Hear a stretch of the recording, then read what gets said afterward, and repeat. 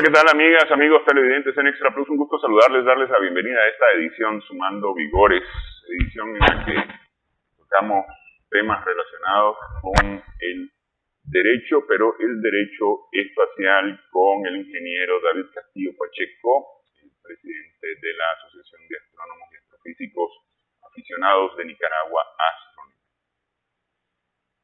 Hablemos, ingeniero, a ver, ¿qué novedades presenta el derecho espacial y especialmente ahora que estamos ante un conflicto entre la OTAN, Estados Unidos, Europa y Rusia, que ha llevado a la suspensión de actividades con la Estación Espacial Internacional, la cooperación internacional para la exploración del espacio.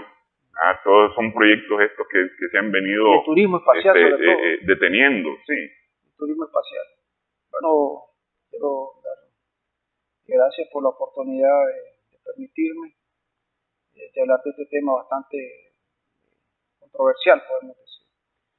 Siempre cuando hablamos de derecho, lo que se domina en los derechos que todos conocemos, pues. Derecho civil, derecho penal, derecho mercantil, derecho administrativo, derecho constitucional. Ahora hay un derecho cibernético también, y derecho privado, derecho público, derecho internacional también. Pero hay un derecho que aquí en Nicaragua prácticamente son pocos, por ejemplo, que se domina, que es el derecho espacial. En mi caso, yo estudié Derecho en la UCA, primero, y de las ramas pues del derecho, el derecho internacional, el público, que está el derecho espacial, el derecho aeronáutico, fue una de las que más me motivó, pues. Inclusive a través del CONICIT, a través de la vicepresidencia, en 2014, se hizo contacto con México, vinieron aquí a dar una exposición en el CONICIT, estaba en este caso Omar Aileve, y se planteaba pues lo que es el derecho internacional espacial y cuáles eran los contratos, cuáles eran las que había firmado Nicaragua en este año. Y lastimosamente el único convenio, tratado que había firmado Nicaragua fue en esa época, en 1967. Pero a raíz, en 2013-2014, ya Nicaragua comenzaba, pues, en este caso, a involucrarse en lo que es en la parte espacial. Primero por la parte satelital, pues. Recordemos que Nicaragua ha estado siempre interesada en lo que es en el espacio, pues, explico, satelital, en la órbita más baja. Existe la órbita baja, la órbita media y la órbita alta, las 336.000 kilómetros, que es la geoestacionaria, y la megaestacionaria, que es a 10.000, y la LEO, que es a 1.000 kilómetros. ¿Cuál es la diferencia entre las tres, además de la distancia? Es que una que es más favorable, la menor distancia, que queda a 1.000 kilómetros. El problema es que esa de 1.000 kilómetros está muy saturada, pues, demasiado. Por ejemplo, Starlink Starlink es correcto, el Starlink de este millonario sudafricano, Elon Musk, está a 900. Más baja. Ahí es donde vamos a entrar lo nuevo que ha pasado el derecho espacial, porque ahora hay nuevos conflictos. Y recordemos que donde hay conflictos, surgen los abogados. Si no hay conflicto, no hay abogados. Entonces ahora el problema de la basura espacial se ha complicado un poco más. A ver, ¿desde cuándo hay derecho internacional? ¿Desde cuándo inicia este conflicto? Pues, ¿desde cuándo ya el ser humano ve hacia arriba y dice hay que regular el espacio? Eso surge el 4 de octubre de 1957, cuando fue lanzado en esa época la Unión República Socialista Soviética, el Sputnik. ¿Usted sabe qué significa Sputnik? Sputnik significa en ruso compañero de viaje, pues ya traducido al español. Entonces ya cuando el primer satélite artificial, que andaba alrededor, no muy alto, menos de 800, pasada sobre el territorio de Estados Unidos, ya Estados Unidos dice, ya nos están vigilando. Y en cualquier momento, desde arriba nos pueden tirar una bomba o nos pueden lanzar un misil. Entonces a ellos no les gustaba que por su territorio, cuando iba orbitando alrededor de la Tierra, pasara pues algo que nos estaba vigilando. Y entonces el 4 de octubre de 1957 ya nace lo que nosotros conocemos la era espacial.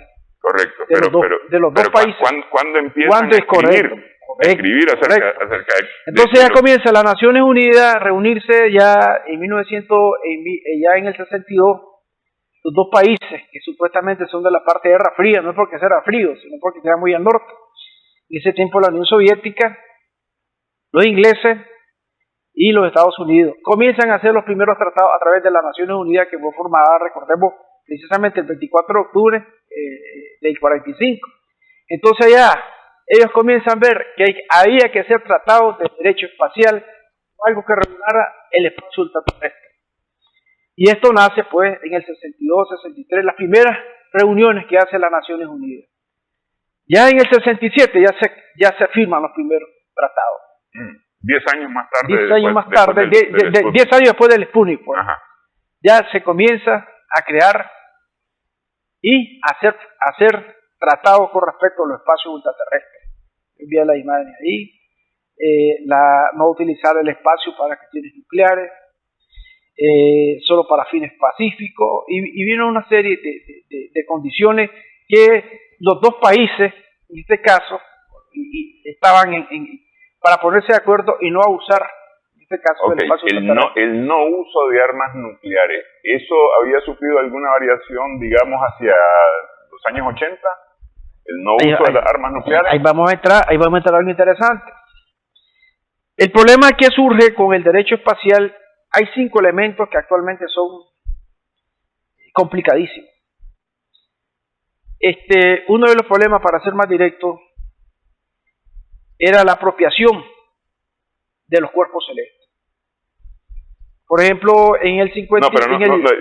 vamos a entrar a eso en un momento, pero el tema de armas nucleares tenía alguna variación hacia los años 80, el no uso de armas nucleares. Es que eso fue firmado, inclusive en el 67 fue firmado, no uso de armas nucleares. Es decir, no había variado eso hacia los 80.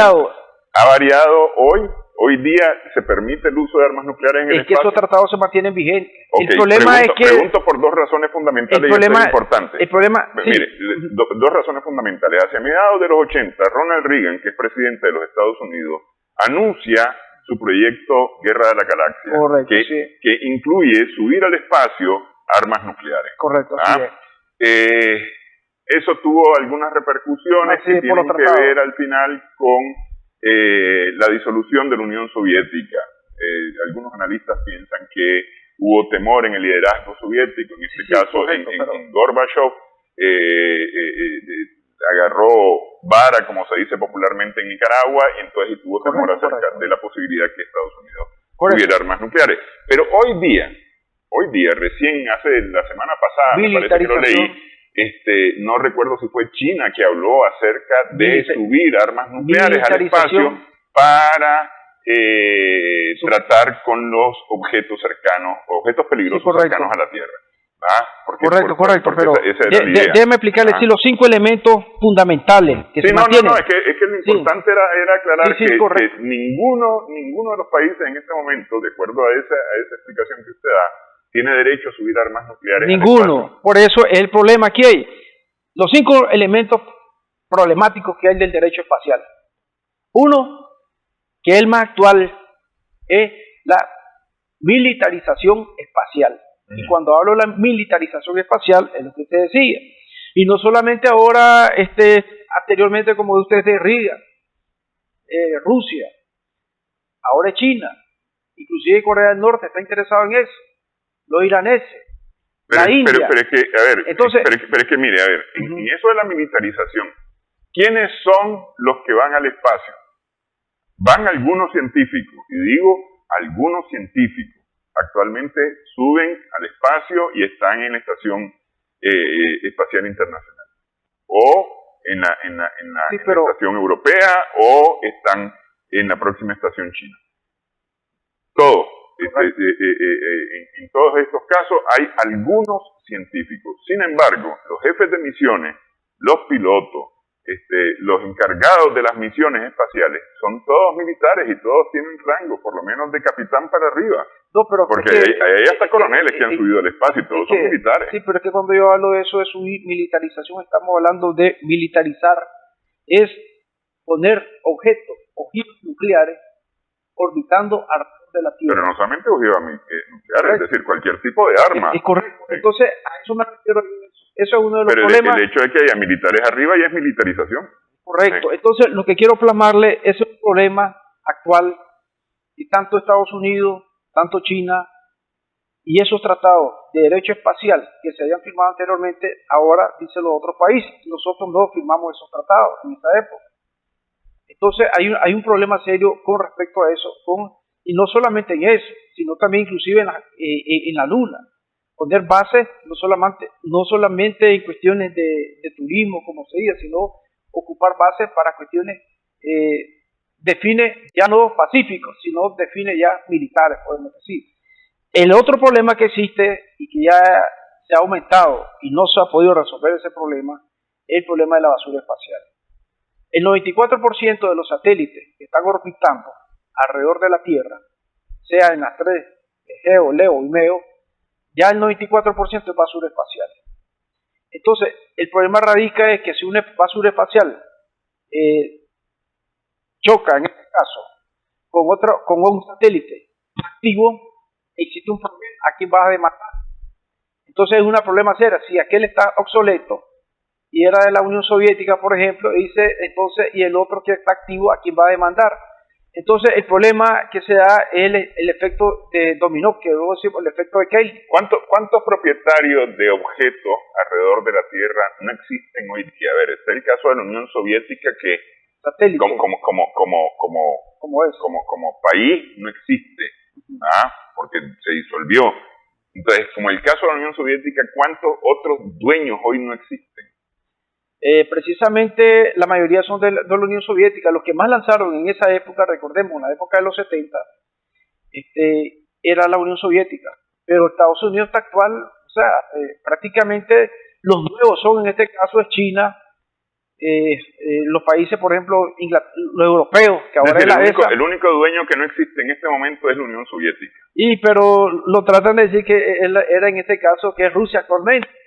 Pero el problema actual es que ahí voy a la pregunta. Entonces, ¿quién se encarga de lo que a ver, vamos a suponer que usted en su negocio son 5 socios.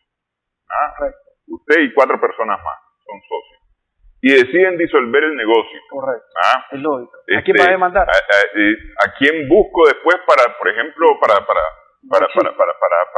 mire, es que aquí me pusieron una emisión de gases negativa y entonces y fue en el taller Pacheco, ¿a quién demando?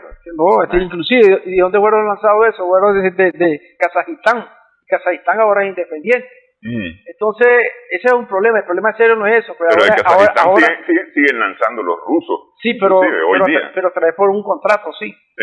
O sea, la base que hay ahí es un contrato que hay, igual cuando se ocupó, en este caso, el canal de Panamá, en el caso de Hong Kong, China, por los ingleses. Entonces, es un contrato que tienen los rusos, en este caso, con ellos. Pero ese es un conflicto, pero hay otro conflicto más serio. Ahora no solamente los países. Ahora hay empresas privadas que también tienen satélites, como usted menciona, Elon Musk. ¿Y qué va a hacer con esa basura espacial? Y como yo he dicho siempre, ya actualmente ya no sabemos lo que vamos a ver en el cielo. Tiene que ser astrónomo, porque no sabe si es un planeta, si es una estrella fugaz, o un asteroide, o una estrella, o una chatarra espacial que anda, tenés que identificarlo. Pero tenemos el problema satelital. Hay otro problema, la altura. O sea, nosotros estamos aquí al norte con Honduras, al sur con Costa Rica. El Océano Pacífico, al oeste, y al este ya sabemos que Mar Caribe y al este con Mar Caribe y Colombia. Pero nuestra frontera ultraterrestre, ¿cuánto mide? Y ese es un dilema serio que hay también que no se ha podido resolver. Por ejemplo, Si usted recuerda, en la época de los 80 nosotros fuimos visitados por el CR-71, Black Bear. Este avión violaba nuestro espacio ultraterrestre y violaba nuestro territorio. El problema es que nosotros no tenemos definido hacia arriba cuánto es nuestra frontera ultraterrestre. Solo hay 3 países en el mundo que tienen definida su espacio ultraterrestre. Uno de ellos es Kazajistán, son 100 kilómetros, que es la línea del karma, que es la línea de Teodoro Karma, aquel físico que dijo de que ahí, a partir de ahí, ya es el espacio. Aunque sabemos que el espacio es después de 1000 metros, pero ya para definir una frontera. Recordemos que nosotros vimos la troposfera, después sigue la estratosfera, después la mesósfera. Serbia dice que son 2 millones de kilómetros. O sea, esos fueron más exagerados porque se fueron más allá de la Luna. Más allá de los 36.000 kilómetros de un satélite geoestacionario también. 2 millones. O sea, que si vos pasás de aquí 2 millones cerca y prácticamente te da lo que es Serbia, entonces vos estás violando su espacio ultraterrestre. Y no tiene sentido. Pero veamos también en el caso de Colombia sus ambiciones. Dice que son 36.000 kilómetros en la línea geoestacionaria. Entonces para mí es un conflicto. ¿Y sabe por qué es ese conflicto? Porque lo crean las mismas potencias. Pero a ver, ¿por qué? Esa definición es por sí y ante sí los países dicen mi frontera hacia el espacio está a tanto. ¿Es así? No es así. O sea, el problema es... Pueden. El problema es que para que exista eso tiene que haber una resolución de las Naciones Unidas. Ok, vamos a hacer pausa. En esta edición estamos conversando con David Castillo Pacheco sobre derecho espacial.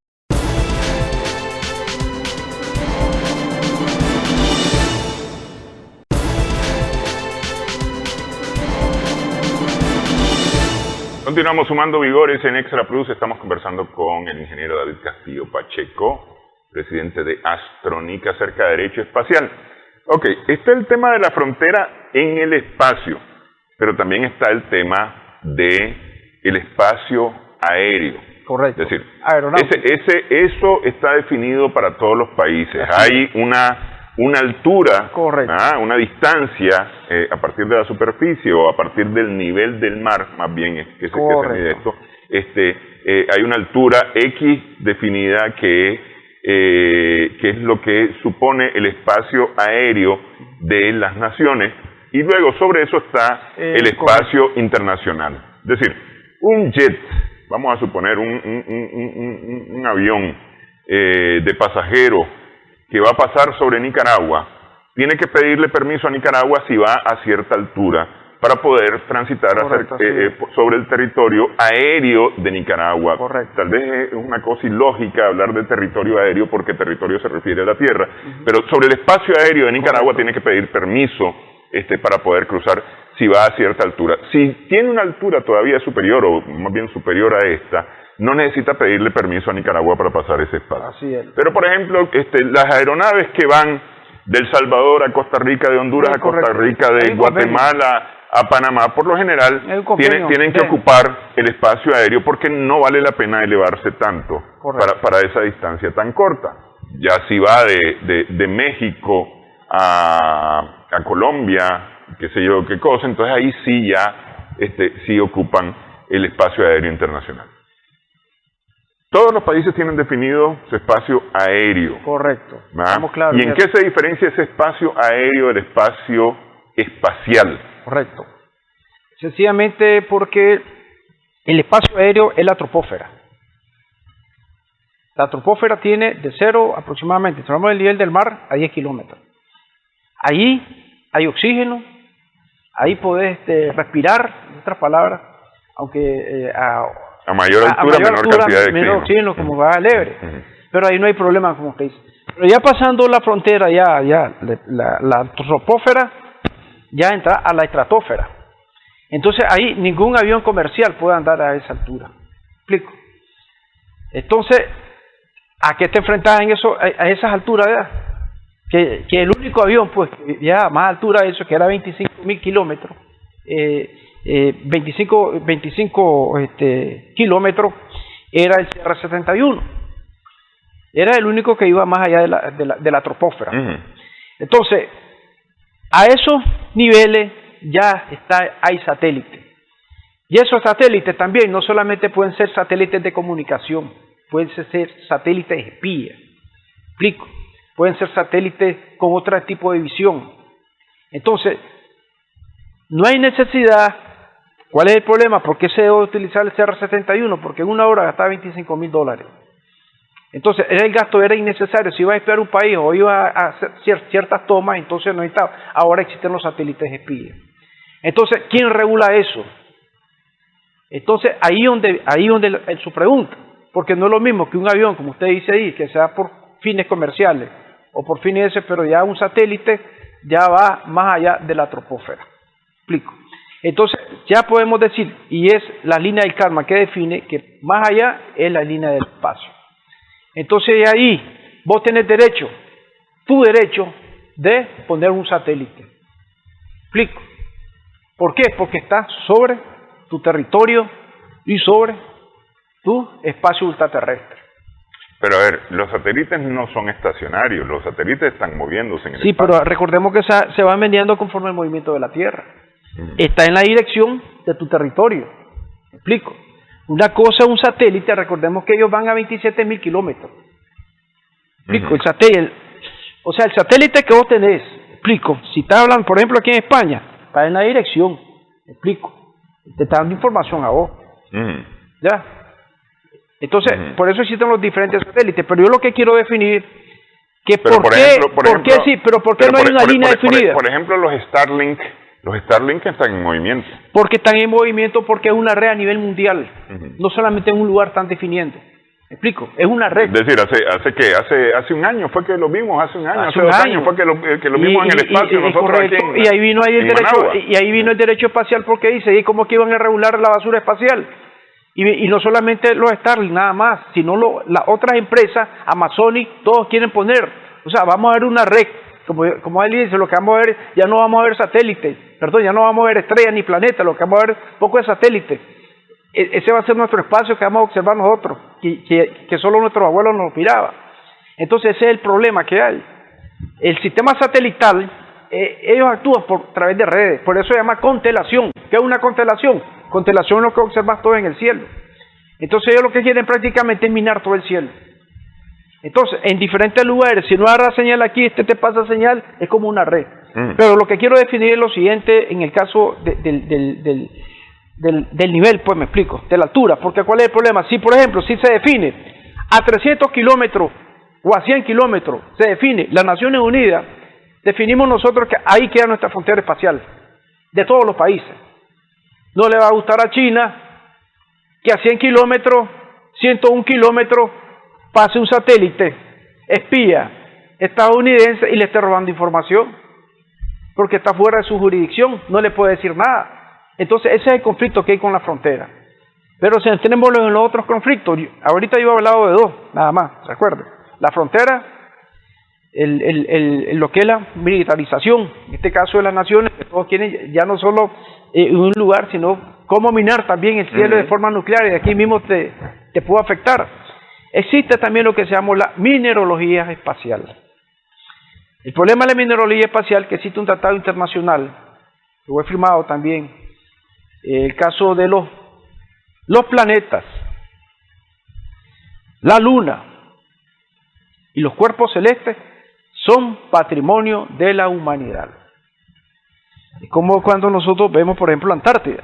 La Antártida no le pertenece a nadie. Si vos vas a ir ahí por expediciones científicas o algo que ayude a la humanidad, pero nadie puede, aunque Sudáfrica lo ha reclamado, Australia lo ha reclamado, Argentina, Chile, los ingleses por eso invadieron la Malvinas, para estar cerca de ahí. Entonces, igual la luna no es de nadie. En la época del 54 hubo alguien que se adueñó de la luna y sacó documentos que la luna era de él. Lo mismo hubo un rumano que también creyó de que el sol era de él. Y para mayor conocimiento, fíjese que en el 2001 había una misión de la NASA, se llama Near Chumelko. Chumelko por el hombre que observó que se estrellaban los Levy Chumelko en Júpiter. Entonces, la NASA envió una sonda espacial a un asteroide llamado Eros. Y entonces la sonda NEAR Shoemaker posó sobre ese para hacer estudios. En el 2001 la NASA recibe una demanda de cobro. $20 por posarse, por cada día por posarse sobre el asteroide Eros. Ridículo, pero cierto. ¿Quién lo mandó? Una persona que se llamaba Grigori Ninaki. Ahí lo busque. Entonces la NASA lo tomó como una broma. Y el hombre, al ver que la NASA entonces siguió el juicio y lo llevó basado en la Constitución de Estados Unidos. Usted sabe que en Estados Unidos por cualquier cosa te demanda. El juicio dilató 3 años. Pasó por 2 tribunales. Y la NASA hizo uso del derecho espacial. El artículo 2, los cuerpos celestes. Entonces decía que se entiende por cuerpo celeste, pero los cuerpos celestes también son los asteroides. Entonces, para que tengamos una idea, hay personas, y eso pasó en el 54, que se quieren adueñar de ciertos objetos. ¿Pero qué resultó de ese juicio? Negativo. No ganó el juicio. Perdió. Sencillamente. Es decir, ganó la NASA. Ganó la NASA, pero basado en el derecho espacial. En ese artículo que yo leí, artículo 12. Ahí traía. Ahora, yo le voy a decir una cosa. Decir que los cuerpos celestes son patrimonio de la humanidad es un abuso. Porque el único patrimonio de la humanidad es la bolita azul en la que vivimos. El resto no nos pertenece. ¿Sabe cómo que es eso? ¿Sabe cómo que es eso? En 1492 Colón toca tierra en este continente. Y en 1500 y era tierra española. 24, si no me equivoco, el Papa declara que estos territorios van a ser de la corona española. Así es. Y de la iglesia. Y de la iglesia. Regalan lo que no es suyo. Entonces es lo mismo. Es decir, a ver,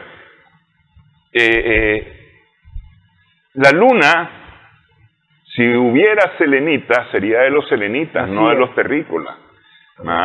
Entonces no nos podemos nosotros apropiar de la luna porque no nos pertenece a nosotros. Es correcto. Es decir, y declarar que eso es patrimonio de la humanidad a mí me parece que es un abuso. Porque es que cuando se refiere a eso es para que no llegue, es lo mismo, te dice, lo mismo. Como cuando dice una pareja, te regalo la luna, pero si la luna no es de nadie, es patrimonio de la humanidad, pero cuando el concepto de patrimonio de la humanidad es que es de todo y nadie puede adueñarse. Porque el problema ahorita con la mineralogía es serio. ¿Usted sabe cuál es el componente fundamental que tiene la luna alrededor? O sea, eso es helio 3. ¿Y usted sabe cuáles son las propiedades del helio 3? Combustible espacial. El isótopo de hidrógeno contiene... Ahora, el helio 3 se utiliza para la fusión nuclear y resolvemos el problema energético en la Tierra. Entonces, si alguien llega a la Luna, ya no va a llegar como turista que puso una bandera. Ahora lo que se piensa, tanto de los asteroides, por eso yo envié una imagen, tanto de los asteroides, es la mineralogía espacial. Entonces, y entramos a lo mismo, vienen los chinos, se adueñan parte de la Luna, vienen los Estados Unidos lo mismo, vienen los rusos, entonces ya los conflictos bélicos ya no son en la Tierra, sino son en el espacio. Y para rematar, hay algo más interesante, que no tanto los países están interesados en eso, sino son empresas privadas que tienen más dinero que algunos países. Porque, por ejemplo, miramos este Elon Musk, que prácticamente es como que tuviera más dinero que la NASA, con lo que ha hecho. Entonces, lo que quiero plasmar, hay tanto interés de minería espacial que todo el mundo quiere adueñarse de los satélites, tanto de la Luna, tanto de los asteroides y tanto de Marte. Entonces, se da lo que nosotros conocemos, la explotación con fines de lucro, no con fines científicos, no con fines de ayudar a la humanidad, sino con fines de lucro. Entonces, ¿cuál es la situación? Si nosotros oramos a Antártida, como usted mencionaba, que es patrimonio de la humanidad, y todos fueran ahí con fines de lucro, la situación ya no estuviera la Antártida como estuviera. Entonces, ese es el problema que se está dando actualmente, la mineralogía espacial, que se está saliendo de los parámetros del derecho internacional plasmado por las Naciones Unidas en el COPUS y en la UNOVA. Entonces, ¿cuál es el problema que existe actualmente? El interés económico de muchas empresas viola prácticamente lo que son los acuerdos, los tratados que han habido anteriormente en derecho espacial. Okay, a través de las Naciones Unidas. Vamos a hacer pausa nuevamente en esta edición Sumando Vigores en Extra Plus.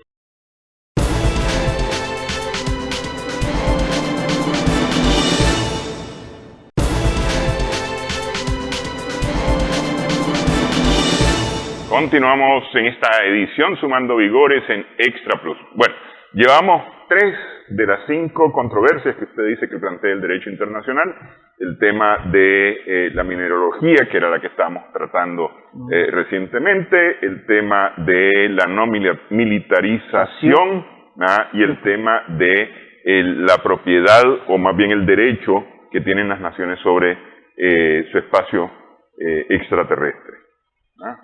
El otro tema es la basura espacial, que nadie se quiere responsable, inclusive se está pidiendo ser tratado. En el caso de la línea geoestacionaria, que son a 36.000 kilómetros de distancia, se pide crear un cementerio espacial, pues. Que los satélites que estén más allá de los 36.000 kilómetros, los geoestacionarios, que tengan una cantidad de combustible para que a 400 kilómetros fuera de esa línea, buscando más allá, lleguen a esa línea y orbiten sin afectar a los nuevos que puedan ingresar.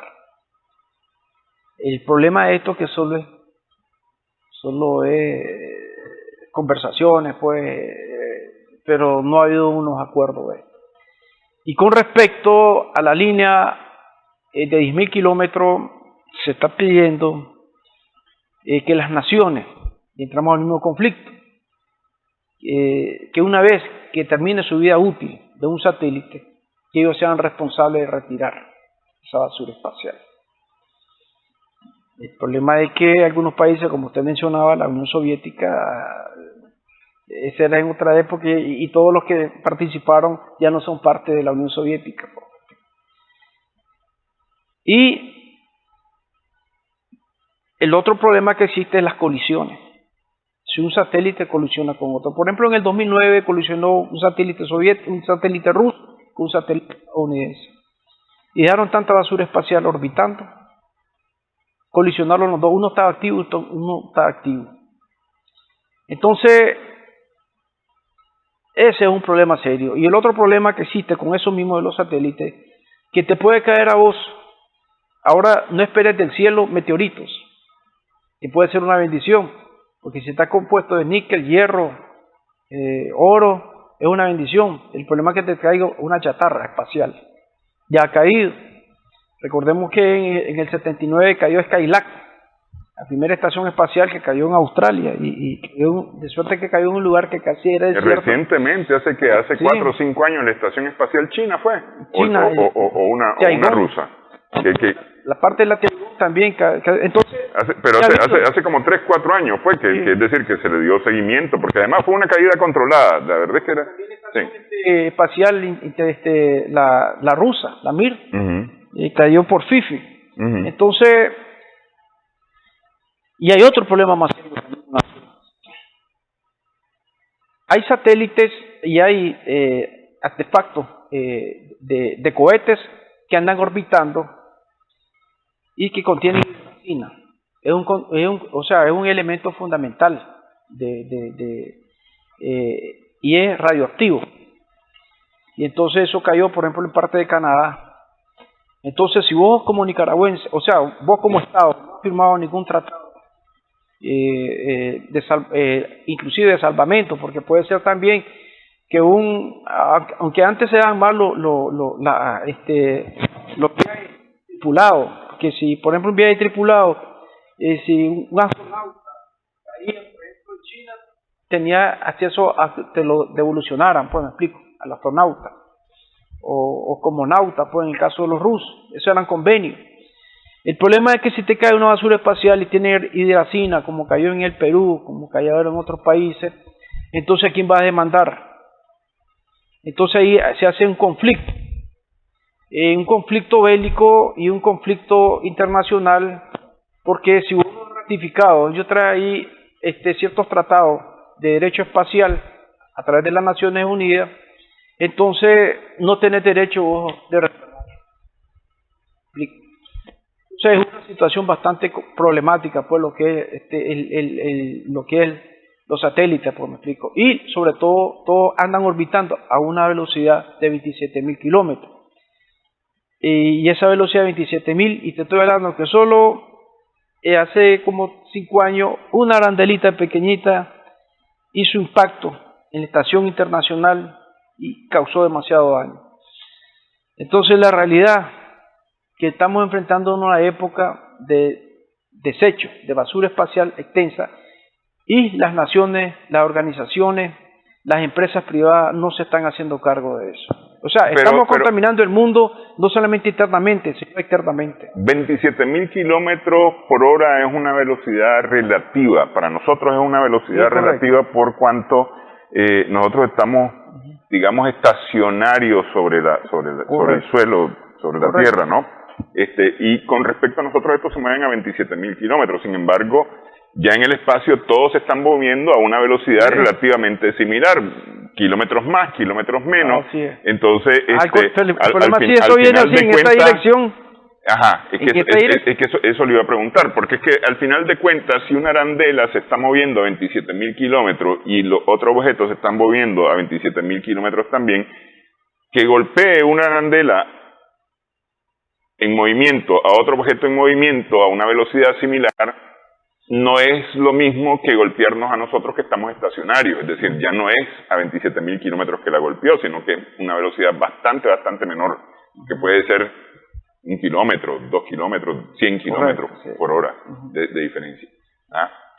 Todos los objetos se mueven en la misma dirección, porque más o menos en este momento todos los objetos se están moviendo de oeste a con respecto a pero hay que tomar en cuenta que existen diferentes órbitas. Existe la órbita polar, existe la órbita ecuatorial. Hay objetos que se mueven de norte a sur y de sur a norte. Hay objetos que se mueven de este a oeste. Y hay objetos que se mueven de noreste a suroeste, etcétera. O sea, no creas que todo lleva en la misma dirección. Eso va dependiendo de la órbita que se encuentre.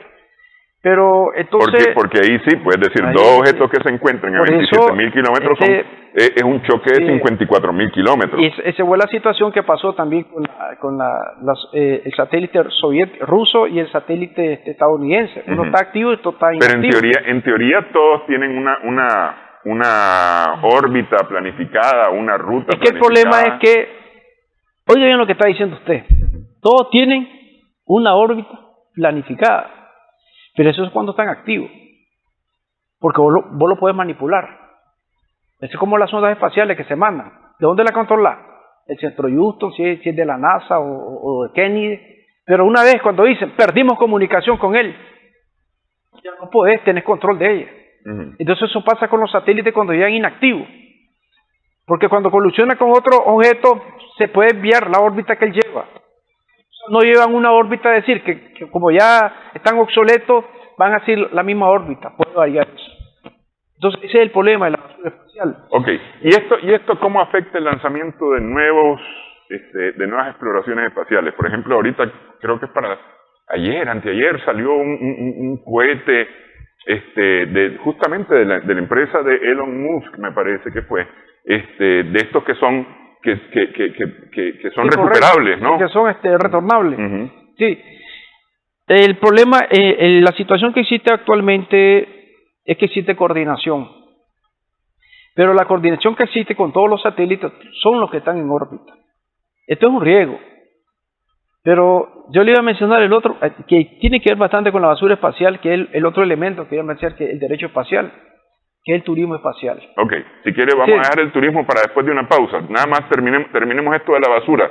¿Hay afectación con las nuevas misiones espaciales y la basura? Es que la basura, recordemos que está a un nivel a una distancia por meter determinada. Explico. Ese es como el cinturón de asteroides. Cualquiera dijera, ¿cómo van a pasar el cinturón de asteroides y va a ir una nave más allá de Júpiter?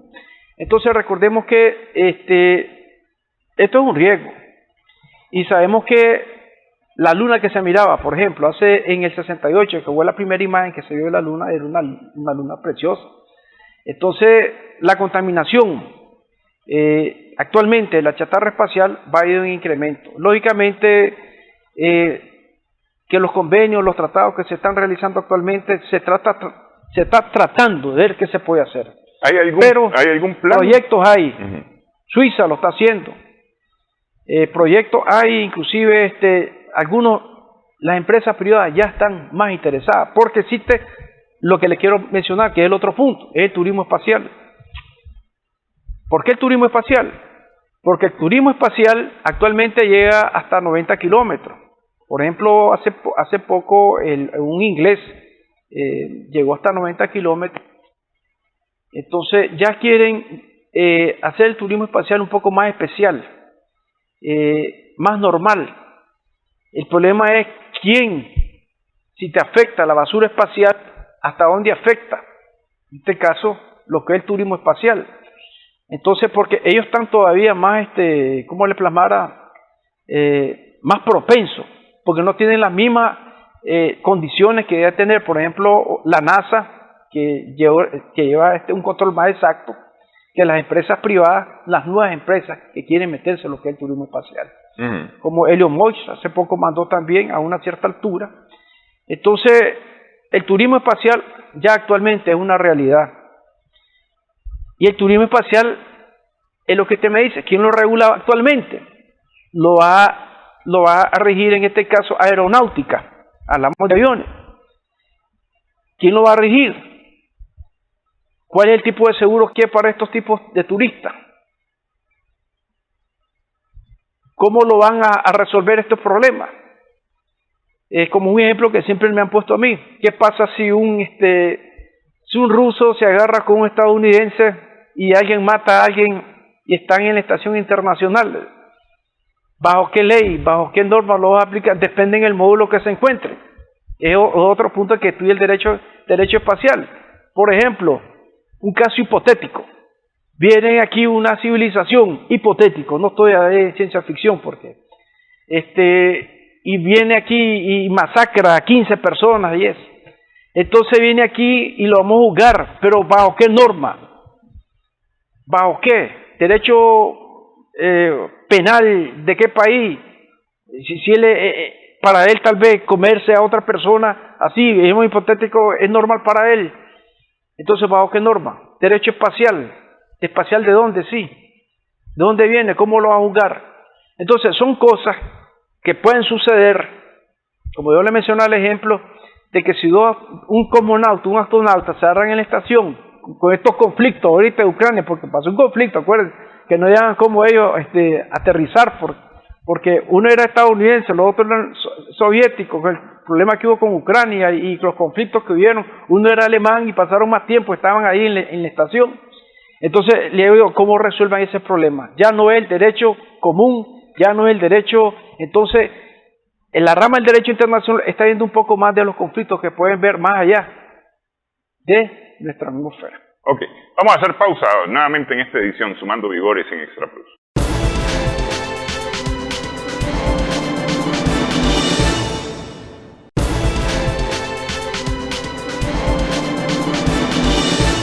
Continuamos Sumando Vigores en Extra Plus. Estamos conversando con el ingeniero David Castillo Pacheco. ¿Cómo está Nicaragua en cuanto al derecho internacional? ¿Qué ha firmado? Correcto. ¿Qué no ha firmado? ¿Qué es lo que tiene definido? ¿Qué no ha definido? Este que me acaba de hacer una pregunta bien interesante. Nicaragua, yo trae lo que ha firmado. Lo importante es que ha firmado convenios de ayer bonito, como me está mencionando, convenios con Rusia. Trae una imagen. Esos convenios es convenios de ayuda satelital. Entonces, donde oye bien, nuestro espacio ultraterrestre puede pasar un satélite, puede posicionarse un satélite GLONASS, conocemos los GLONASS. Acuérdate que los GPS son los estadounidenses, los GLONASS son los rusos, los Galileo, recordemos que son los europeos. Entonces, esos satélites no son de carácter espía, son de carácter de ayuda y son para ayudar a Nicaragua en aspecto atmosférico, el clima, pues, en aspecto de geodesia. Entonces son ayudas que esos convenios, recordemos que Rusia es una potencia en cuestión satelital, pues. Entonces te sale más favorable hacer un convenio con alguien que te apoye que invertir, voy a poner un satélite orbitando. No, correcto, pero estos son convenios bilaterales, pero en los convenios internacionales. El convenio internacional solamente se ratificó, el primero que hizo fue en el 67, en la época de Somoza se hizo uno. Y hace poco se hizo el caso de convenios de ayuda, por ejemplo de salvamento, que si un cosmonauta cae en Nicaragua, ayuda, pues. Las cuestiones nucleares, pues, ratificaciones. Yo traigo una imagen hasta el 2020, cómo está a nivel mundial, qué países han ratificado, qué países han firmado y qué países todavía no están en eso. Y actualmente también se habla ya en Nicaragua sobre el derecho espacial nicaragüense, lo que es la agencia espacial. Y ahí existe agencia espacial mexicana, existe agencia espacial brasileña, y también se piensa también en una como la europea. Recordemos que está la ESA, la europea, está la NASA, y se piensa formar una agencia espacial latinoamericana. O sea, la agencia espacial latinoamericana tiene que ver con México, todos los países, pues, así como existe la agencia espacial europea. Entonces, ¿por qué nosotros en Nicaragua también podemos ser parte de una agencia espacial latinoamericana? Ok, los nicaragüenses que están trabajando de cara al espacio, ¿hay nicaragüenses trabajando de cara al espacio? Bueno, que yo sepa, que ha tratado, pues en este caso, son los hermanos de la UNAM, y a mí que me han invitado, por ejemplo, cuando se firmó ese convenio, me invitaron a la asamblea nacional, hace como 4 años, en 2013 fue, invitaron para ese convenio, ratificación pues de Nicaragua. No, pregunto, gente que esté trabajando de cara a asuntos espaciales, porque yo entiendo, si no me equivoco, hay una comisión. Dos mujeres que son ingenieras que están trabajando en la NASA, nicaragüenses que están trabajando en la NASA. Entiendo que son dos mujeres, ingenieras las dos, que están trabajando en la NASA. Creo que había alguien más que estaba trabajando también en una agencia que tenía que ver con el espacio, pero que no era la NASA, y entiendo que era un varón, poniendo su conocimiento científico en favor de la exploración espacial y del trabajo espacial. Por eso le preguntaba, porque es decir, a ver, vamos a ser podríamos llegar a ser parte de una agencia espacial centroamericana, latinoamericana, y ¿qué vamos a poner nosotros? Es decir, ¿cuál es el personal que vamos a poner nosotros? Porque ¿estamos preparando gente para ir al espacio, por ejemplo? Yo entiendo que no. Bueno, es que aquí lo importante son 3 cosas. Primero tiene que conocerse las normas jurídicas espaciales. ¿Me explico? Para formar personas. Inclusive, vos te das cuenta aquí hay abogados, como yo te mencionaba, derecho en todas las áreas, pero buscame un derecho, alguien especialista en derecho espacial. Pero es que yo creo que yo no pondría eso de primero, yo lo dejaría más para allá, porque es decir, aquí lo importante, yo sé que en UNAM Managua hay gente trabajando en física y astrofísica que hacen especialidades y hacen maestrías, doctorados fuera de Nicaragua e imparten clases aquí en Nicaragua,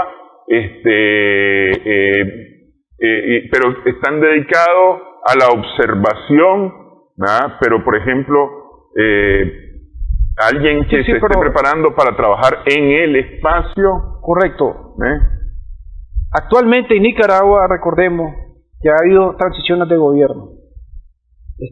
Las iniciativas ya se están comenzando.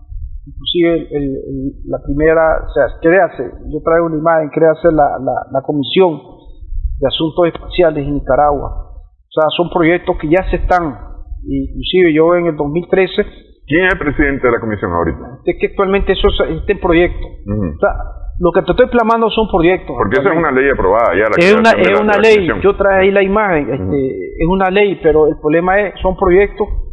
Recordemos la situación, las transacciones que ha tenido Nicaragua, primero el COVID, primeramente lo que pasó después del 2014, después el COVID, y entonces las cosas tienen que normalizarse y los problemas que han habido, pues no solamente en Nicaragua, recordemos que la situación del COVID casi 3 años, los países lo mantuvo en situación. Ahora guerras pues que ha habido, como en el caso de Ucrania, y guerras entre que antes Estados Unidos y los rusos, las relaciones eran bastante accesibles, pues actualmente es complicada. Pero lo que te quiero plasmar, el derecho espacial es una realidad, y el derecho espacial se debe tomar en cuenta en Nicaragua como algo primordial en víspera de un futuro espacial.